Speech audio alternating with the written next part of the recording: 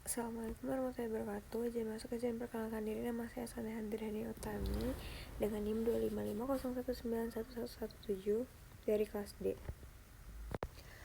Memasuki pembahasan pertama mengenai karakteristik berdasarkan molekul. Metil salisilat atau yang memiliki nama IUPAC metil 2-hidroksilbenzoat merupakan sebuah senyawa golongan ester aromatik organik. Senyawa ini memiliki rumus molekul C8H8O3 dengan bobot molekul spesifik sebesar 152,15 gram per mol. Jika membedah arsitektur molekulnya, struktur dasar dari metil salisilat ini ditopang oleh 3 komponen utama. Komponen pertama adalah gugus ester atau COOCH3 yang terikat langsung oleh inti benzena. Pada gugus ester ini, atom karbon-karbonil memiliki kerapatan elektron yang sangat rendah akibat tarikan induktif kuat dari atom-atom oksigen sekelilingnya, sehingga karbon ini bersifat sangat elektrofilik. Komponen kedua adalah gugus hidroksil fenolik atau OH3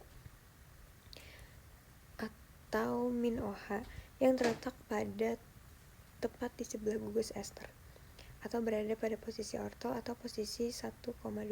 Gugus hidroksil ini memiliki karakteristik asam lemah karena pasangan elektron bebas dari atom oksigen dapat beresonansi dan terdelokalisasi dalam awan elektron cincin aromatik.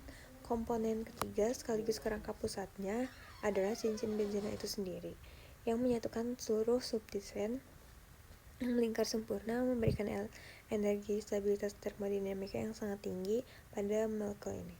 Ditinjau dari aspek orbital dan ikatan kimia mekanika kuantum, 6 atom karbon pada cincin aromatik serta 1 atom karbon pada gugus karbonil ester sama-sama menggunakan orbital hibrida sp2.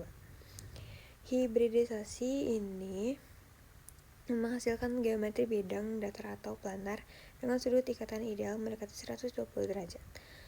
Karakter berbeda ditunjukkan oleh atom karbon pada gugus metil CH3 yang mengadopsi hibridisasi sp3 dengan geometri tetrahedral dan sudut ikatan seluas 109,5 derajat. Secara keseluruhan, struktur molekul metil salisilat diperkokoh oleh 19 ikatan sigma hasil tumpang tindih lurus ujung ke ujung orbital atom, serta memiliki 4 ikatan pi hasil tumpang tindih dari lateral, di mana 3 ikatan pi terdekalisasi di dalam cincin benzena dan 1 ikatan pi terdekalisasi dalam ikatan rangkap 2 karbonil. Akibat distribusi elektron yang tidak merata antara kerangka karbon dengan 3 atom yang sangat elektronegatif, molekul ini diklasifikasikan sebagai molekul polar dengan momen dipol permanen. Kemudian kombinasi unik ini dari gugus fungsi tersebut melahirkan hubungan struktural dari sifat fitokimia yang sangat menarik pada metil salisilat.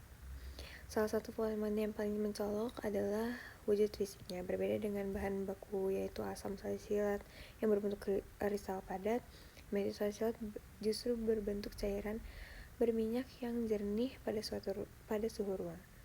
Hal ini terjadi karena kedekatan posisi spasial orientasi orto antar gugus hidroksil dan gugus ester memfasilitasi terbentuknya ikatan hidrogen intermolekul atau ikatan di dalam molekul itu sendiri. Akibatnya, kemampuan molekul itu membentuk ikatan hidrogen intermolekul dengan molekul tetangganya menjadi sangat terbatas, yang menyebabkan gaya tarik antar molekulnya melemah dan titik lelehnya turun drastis hingga mencapai -8 derajat Celcius. Sifat struktural ini juga sangat mempengaruhi profil keradutannya. Adanya cincin benzena yang nonpolar serta gugus metil yang hidrofilik membuat metil salisilat sangat suka larut di dalam media air dingin. Namun, setelah ia memiliki momen dipol dan area polar pada gugus fungsionalnya, senyawa ini dapat larut dengan sangat sempurna dalam pelarut organik seperti etanol maupun ether. Di dalam aplikasi kefarmasian, struktur ester pada molekul ini merupakan titik paling labil yang sensitif terhadap jalur degradasi hidrolisis apabila terpapar kelembapan lingkungan atau suhu tinggi dalam jangka panjang. Meski demikian, karena volatilitasnya yang pas, aroma yang tajam khas, serta kelarutan lipid yang sangat baik untuk menembus kelapisan kulit, methyl salicylate diaplikasikan secara luas dalam sediaan farmasi topikal sebagai agen analgetik dan counter iritan untuk meredakan nyeri otot. Kemudian, tinjauan mekanisme reaksi sintetis pembentukan methyl salicylate secara klasifikasi reaksi organik pembuatan senyawa ini tergolong ke dalam jenis reaksi substitusi nukleofilik asil yang dijalankan melalui jalur estertifikasi Fischer langsung. Reaksi reversible ini melibatkan kondensasi antara asam salisilat dengan metanol cair murni, dibantu oleh pasukan katalis asam sulfat pekat serta intervensi termal eksternal berupa pemanasan konstan menggunakan reflux pada suhu optimum 65 derajat sampai 70 derajat Celcius untuk mencegah hilangnya pelarut metanol yang mudah menguap. Mekanisme perpindahan elektron atau pergerakan panah pengepung pada reaksi ini berlangsung pada 4 tahap utama. Tahap pertama adalah protonasi oksigen karbonil. Mekanisme ini dimulai ketika sepasang elektron bebas atom oksigen karbonil digugus karboksilat asam salisilat bergerak menyerang ion hidrogen yang didonorkan oleh katalis asam sulfat pekat. Proses protonasi ini menyebabkan atom oksigen karbonil mengemban muatan positif memicu delokalisasi elektron dan secara radikal meningkatkan sifat elektrofilisitas dari atom karbonil di bawahnya. Karbon tersebut kini menjadi pusat serangan yang sangat haus akan elektron. Kemudian tahap 2 adalah serangan nukleofilik. Tahap ini molekul metanol yang bertindak sebagai nukleofil netral lemah menggunakan salah satu pasangan elektron bebas dari atom oksigennya untuk menyerang langsung atom karbonil yang teraktivasi tadi. Serangan nukleofilik ini memaksa ikatan pi rangkap 2 putus dan bergerak naik menuju atom oksigen menetralkan muatan positifnya. Dari tahapan ini adalah terbentuknya suatu struktur intermediate tetrahedral bermuatan positif yang tidak stabil. Tahap ketiga adalah transfer proton internal agar struktur intermediate tersebut dapat mencapai kestabilan. Terjadi migrasi atau perpindahan proton secara intramolekul. Atom oksigen dari salah satu gugus hidroksil asli milik asam salisilat akan menarik atau merebut ion hidrogen yang masih terikat pada gugus fungsi metanol. Dampak dari transfer proton ini sangat krusial karena ia mengubah gugus hidroksil dari yang awalnya merupakan gugus pergi yang buruk berubah menjadi molekul air yang terikat merupakan gugus air yang sangat baik. Tahap keempat adalah eliminasi air dan deprotonasi. Tahap akhir ini diawali ketika pasangan elektron tahapan elektron pada gugus hidroksil yang tersisa bergerak turun secara serentak untuk membentuk kembali ikatan rangkap 2 karbonil. Gerakan turun elektron ini mendorong lepasnya molekul air keluar dari struktur tetrahedral sebagai produk sampingan. Terakhir,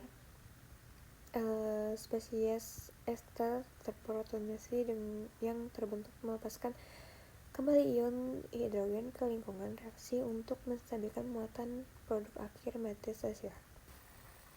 Proton yang terlepas ini akan ditangkap kembali oleh sistem membuktikan secara mekanistik bahwa asam sulfat pekat murni bertindak sebagai katalisator yang diregenerasi di akhir reaksi. Sebagai kesimpulannya dari presentasi ini, terdapat 3 kesimpulan penting yang dapat kita ambil secara komprehensif. Pertama, metil salisylat secara struktural adalah senyawa ester aromatik polar achiral yang tidak aktif optik, di mana susunan posisi substituen orto memicu terbentuknya ikatan hidrogen intermolekul yang mendikte sifat spesiesnya sebagai cairan berminyak yang mudah larut dalam baut organik. Kedua, proses sintesis metil salisylat mengikuti kaidah reaksi substitusi nukleofilik asil membentuk mekanisme esterifikasi Fischer. 4 tahap protonisasi yang berjalan secara reversibel. Ketiga, efisiensi reaksi sintesis ini sangat bergantung pada kontrol parameter fisika kimia di mana penggunaan metanol berlebih, suhu refluks berkisar 65-70 derajat Celcius, serta penambahan asam sulfat pekat sebagai katalisator sekaligus agen hidroskopis penarik air menjadi kunci utama untuk menekan pembentukan produk samping diester dan mendorong pendarahan rendemen hingga mencapai rentan optimum 70-80%. Demikian pemaparan materi presentasi dari saya mengenai kajian struktur molekul dan tahapan mekanisme reaksi pada sintesis obat sederhana metil salisylat. Saya harap penjelasan ini dapat memberikan gambaran ilmiah yang jelas dan memenuhi seluruh kriteria penilaian tugas mandiri kimia organik 1. Mohon maaf yang sebesar-besarnya atas kekurangan dan kehilafan kata selama penyampaian presentasi berlangsung. Terima kasih banyak atas perhatian dan bimbingan yang telah diberikan oleh dosen. Terima kasih. Wassalamualaikum warahmatullahi wabarakatuh.